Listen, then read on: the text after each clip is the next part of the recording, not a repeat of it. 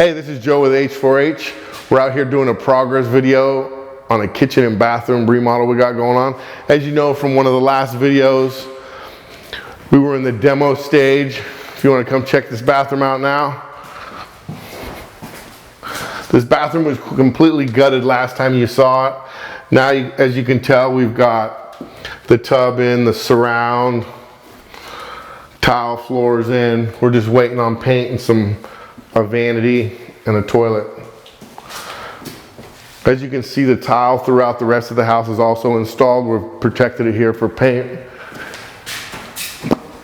As you can see up here, all these can lights have been installed. This wall has been removed. We installed this beam. We've added some electrical for pendant lining because this is going to be a peninsula over here. As you can tell in one of the other videos, this window extended all the way to over here, but we shortened it up to create room for countertop space right here. We got cabinets going to the ceiling, and the refrigerator will be over here.